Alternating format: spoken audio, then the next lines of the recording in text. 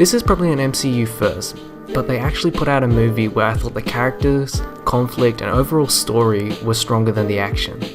If there's one thing Marvel is good at, it's putting up good action scenes. This movie I felt had some issues there. I also have a few issues with the story, mostly the fact that Killmonger dies at the end. He should have stayed to set up an interesting relationship and conflict further down the line. There were small issues I thought that could be cleaned up, and overall I liked the movie. As far as action goes, Black Panther runs into a lot of problems simply because Captain America exists. Rather than being able to show someone with remarkable strength and speed doing relatively normal fighting moves while blending into the use of his armor, he needed to distinguish himself from the style of Cap. This also leads into the CG sequences where he is supposed to be moving like a person, but he's flying around through the air and along buildings, jumping on cars. It just looked fake, and worse, it felt like it was supposed to look impressive. Ironically, I felt pretty much all the action that didn't involve the suit was superior to the ones that did. Speaking of the suit, we ran into some problems once Killmonger gets it, to the point where you're basically two invincible people trying to punch each other to death.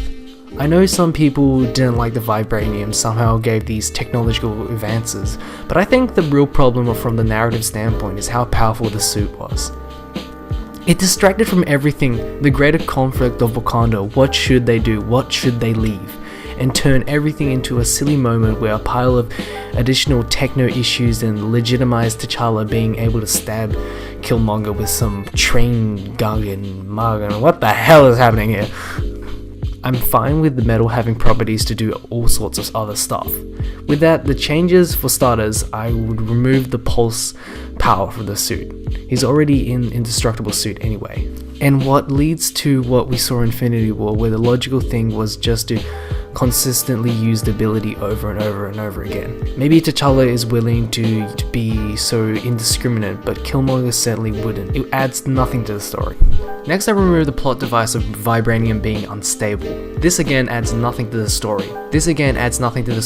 While turning the final conflict into being decided simply through a fistfight. He has to be tied in a larger issue of being king.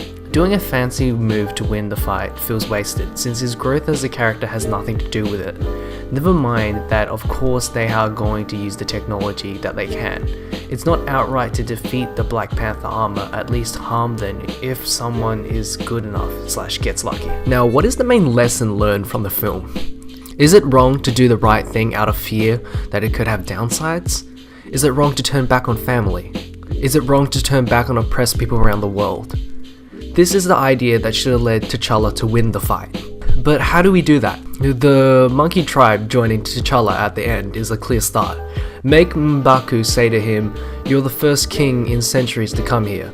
T'Challa has already told his predecessor that they're wrong. This seems to be a good start for a new path for the monkey tribe. In the movie, he simply appears to M'Baku himself and says, "If Killmonger gains control of it, who do you think he will come for next?" Instead of this scene, we should have them getting more involved, reaching out to each other. When it comes down to the actual battle, things should go similar except T'Challa and Killmonger don't fall into the pit, but rather fight to a standstill while the greater battle goes on. During the fight, T'Challa will say Killmonger is right, but they cannot simply become what they hate. The rest of the fight resolves itself the same way. And we'll have Killmonger's monologue, but T'Challa will tell him that he is needed and he would rather not die. I think this fixes the biggest problem of the film, that Killmonger dies, as well as some of the awkward unnecessary hiccups with the action, not to mention acknowledging that Nakia was basically advocating for change before Killmonger came along.